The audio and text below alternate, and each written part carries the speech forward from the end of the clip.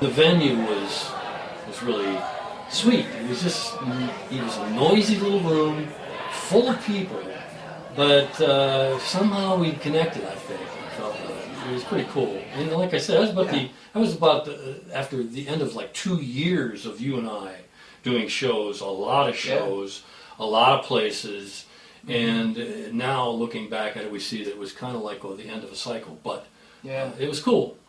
Yeah, it really was. It was a special night. Yeah. And then having Randy there.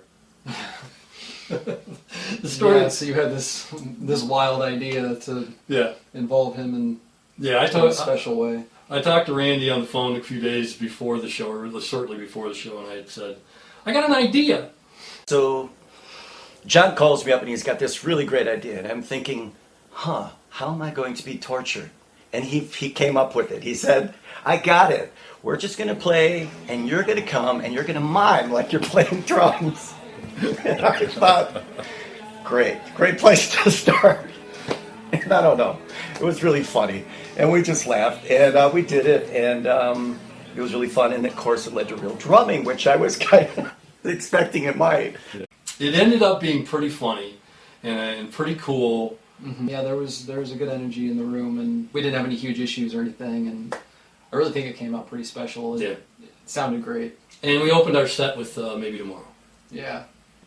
It was a nice way to start the show off, for sure. Yeah. Well, ladies and gentlemen, please give it up for Blind Drifter Lou. Lou, thank you,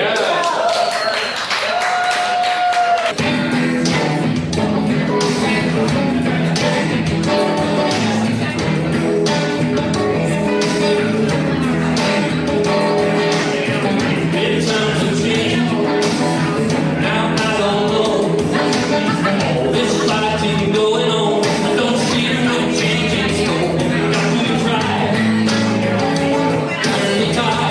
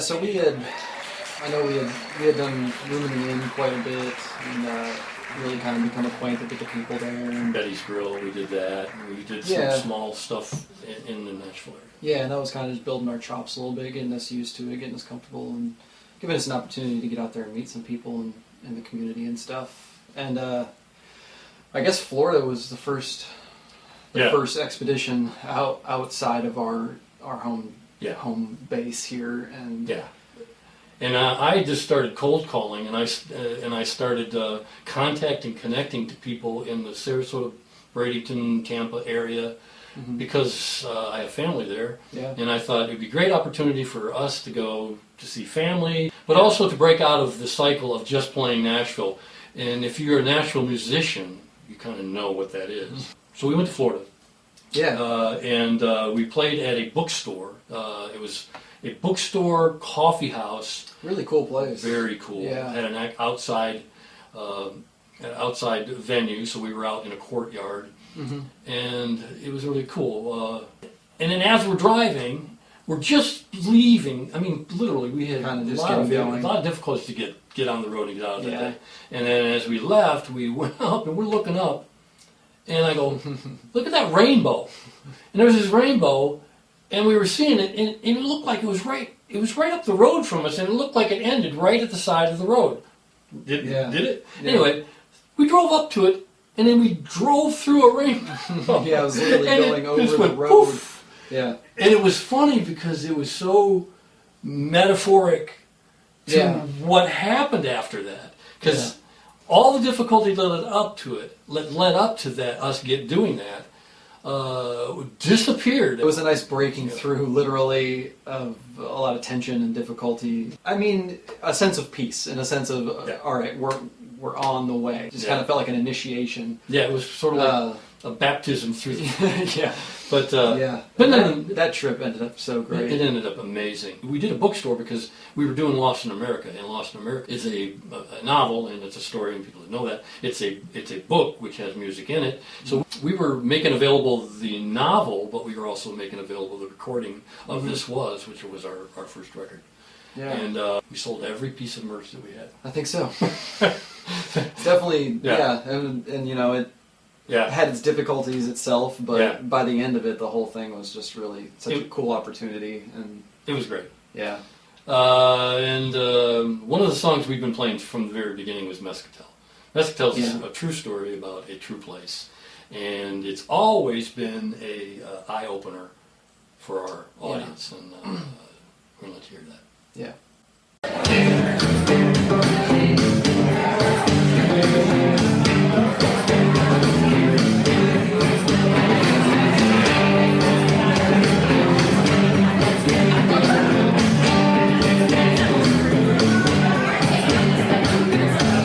Children jostle about the rock fields pulling. Curiosity to what words to say. Fish on the river says a meal times comes home.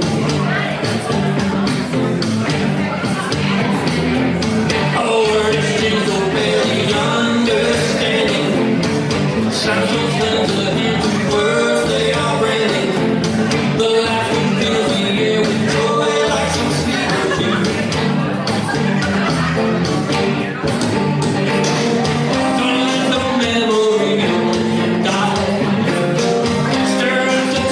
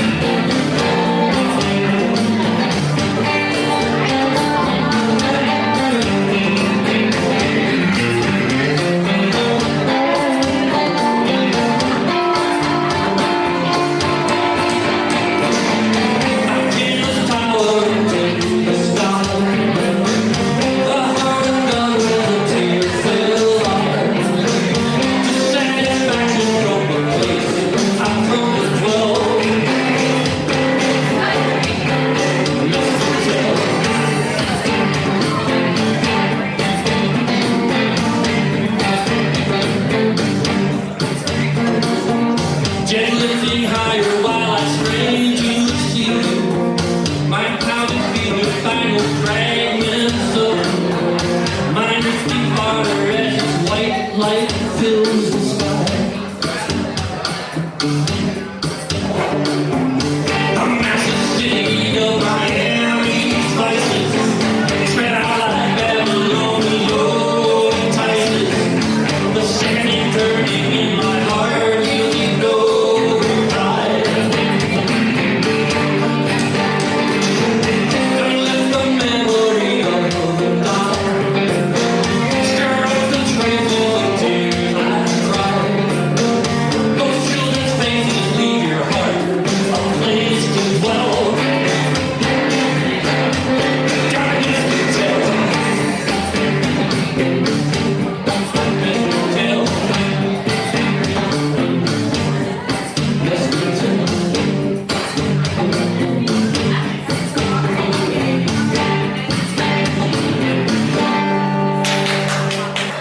Yeah, so Florida kind of, jump started the idea of getting out of our out of Nashville and Leaving town. It gave us a little taste of what it was like, and it was really great and cool to see new areas, see family and all that stuff. So we wanted to kind of keep that momentum going. So I know we did a couple trips to Memphis. Yep. Our first show in Memphis, and it was a nice, cool bar. There was a band that we met there. I don't remember their names. I wish I could, but they were nice great. guys, yeah. And we did a gig there with 2 other bands, and it was nice. And that was our second time out of state, out of city. And then we came back. We did some local stuff, and then we ended up going back to Memphis to a bookstore in Memphis, and we played it, which was a really odd experience. Yeah, it was. We played on an outdoor patio area. It was a cool layout. It was a cool layout. It was. I think the weather was spotty, and I think it was really hot. It was very warm. Yeah. It was, and we were in the back of this small cafe thing, and most of the audience there were people out, and people liked us. I mean, it was. But a lot of the people were inside. It was like an internet cafe, so everybody's working on the computers. But it was cool. And then we did a show in Louisville. Yeah. At a place called Bonehead's Pub, which was a biker bar, and the room that we played in was called the Barnyard. Yeah. It was a big room too. It was a large room, and they had it kind of closed in, but it was still pretty big. The people were incredible. Yeah, they were like a huge community of like a family, like a community of bikers and we set up family members. There's a separation between the bar. There's a bar area, and then there's an archway that goes into this large room that we set up in. We were playing in, and man, when it came time for us to start, everybody in there came up and pulled up chairs, and they were sitting there talking to us while we played the whole set. Yeah. They talked to us through the whole thing, respectfully and funny. It was really cool. They embraced us like family, invited us to come back. I feel like they pulled us right in. They said, "You guys have to come back to Tuesday's show because it's all the bikers come in, Yeah. and the whole family's here, and you guys can play."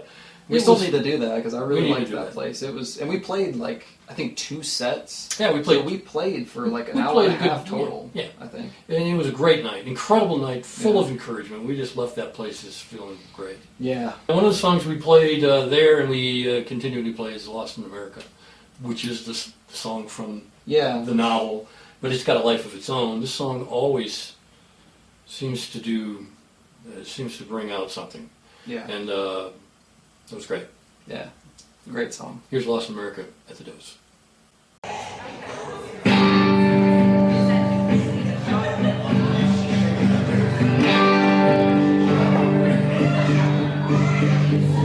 Staring as he mumbles and nods his head. No one passing by hears a word he says. The writing on the sign says leave her. Something on his mind is in someplace else. Lost in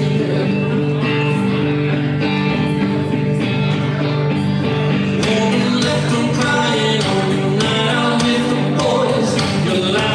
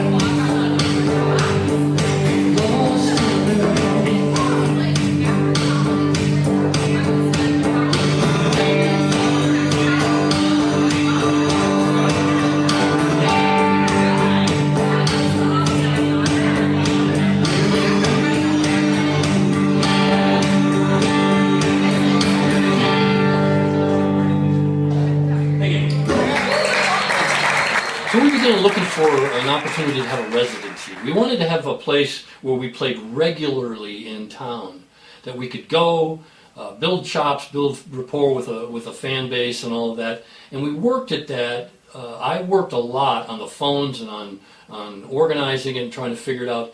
And at the time, when all of this happened, we were asked by the people from the Room in the Inn. And the Room in the Inn is a whole different thing. We had already done specialized shows there. We did year-end fundraisers for them. Around Christmas and stuff. We've done 2 of those fundraisers Yeah. for them, and we've also gone there and played as a year-end give back to them. Mm-hmm. But then they asked us if we could come in and do a regular show. And it was funny, because they were looking for a residency and going, didn't quite think of that. And Crossroads Cafe is a cafe within Room in the Inn. Room in the Inn is a It's a ministry, It's a service for homeless people. yeah, and it's a Helping shelter them. for it's Shelter? a pretty big building where they help people and they give them beds and they give them resources and showers and all that stuff. But And- Crossroads, And it also, they're full of programs to help people get off drugs. Rehabilitation stuff. Yeah. And so it's not just a shelter, it's really a service-oriented organization. yeah, it's a Who are program. amazing. And Crossroads is a cafeteria type room that they have within the building, and it usually revolves around like those that are doing well and putting forth an effort. I think Yeah. in the program of being rehabilitated in a very loving way. The people were rewarded with like coffee and pastries and stuff. And it's And kind music. of, kind of merits for things that they've accomplished. And we got to know a lot of people, and then you wouldn't see them, which we would always hope was meant that they were doing better and stuff. So it was never Yeah. a sad thing when we weren't around, but we really met a lot of great people, and Met a lot of people. I felt so lucky to We have did. that opportunity. We through play for the, them. through the whole 2 years and even after that a bit, we did something like 25 shows or Had to something be something at like the that. Room in the Inn, something like that, including all the fundraiser stuff that we did. Mhm. But it was really cool, and more a residency that had way more meaning than anything we. Could have planned. Yes. Yeah, it was out of our hands, and it kind of came to us in a weird way. We never went there looking down or trying to play music that would be quote ministering to them. We just simply No. played our sets all the time. Yeah, we just played. We played our music. We played, and we had comments about that. Yeah. People would say, most people come in and they're trying to play this, uplifting hymnal stuff and things, and you guys are just playing rock and roll. It's like, Yeah. but that's what we do, and we didn't want to treat them any different than we treat anyone else. We treated them with respect. There's Yeah. something that happened with that, and they really connected to that, and they would Yeah. respond back to us that way. Well, anyway, all of this was like, when you go back to this Dose show, that was kind of at the end of that too. All of this stuff kind of came to an end. We didn't see it, we didn't plan it, but it kind of came to a full cycle. Yeah. And so this Dose show really kind of is a signal to that kind of a thing. And one of the songs we played everywhere we've gone, and it's been a little controversial, but we play. The thing is, we really believe that 3 chords of the truth.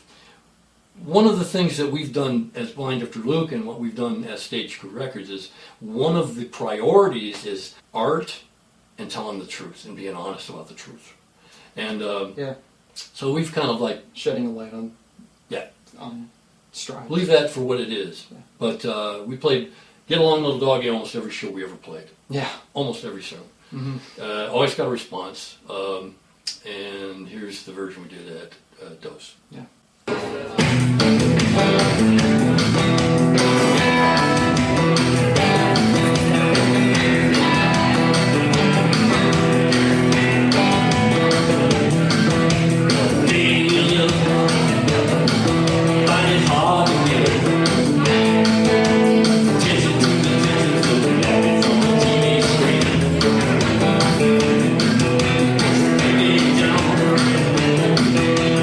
Wise around